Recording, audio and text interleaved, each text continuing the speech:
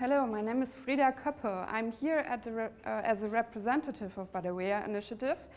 Unfortunately, we were not able to get any of the women here themselves because they are not able to move and they don't have a passport. So I've been part of a 4-people team working with BADAWEYA, supporting this local initiative in accessing new markets and developing strategies to get the quality of their products up and getting ready for new markets.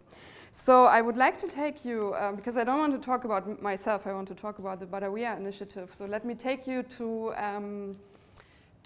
the first time, let me take you back to the first time that I met the BADAWEYA women. Imagine Egypt's Sinai Peninsula. It's red mountains, dusty roads, no cars on the road, a village here and there. You will find empty tourist resorts.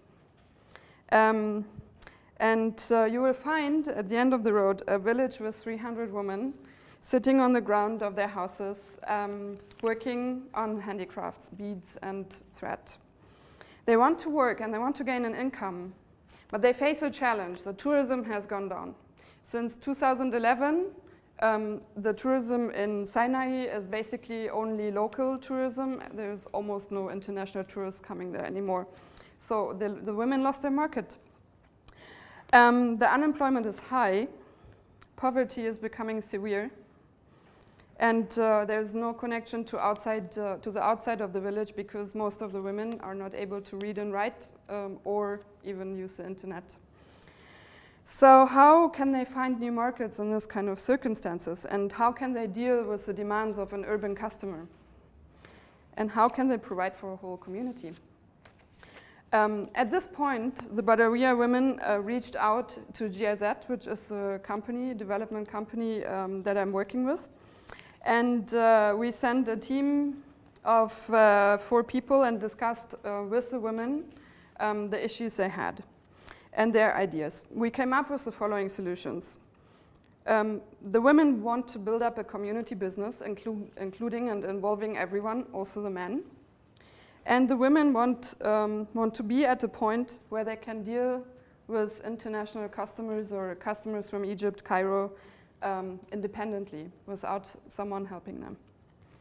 So, yes.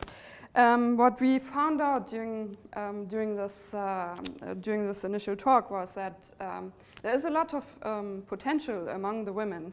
They have the feeling someone needs to help us, but they have the potential to help themselves. So we were encouraging them to, if you want to know your market, talk to local designers and shops. If you want to read and write and to communicate with your market, teach each other reading and writing, because there's some women in the group who can. Where we are now, like a year later, 1.5 years later, is there is a kindergarten established by the women and led by the women. There is 40 women who have a basic literacy diploma after, like as a course, as a result of the peer-to-peer literacy classes. There is 5 new shops in Cairo who are interested in working with the women and placing orders regularly.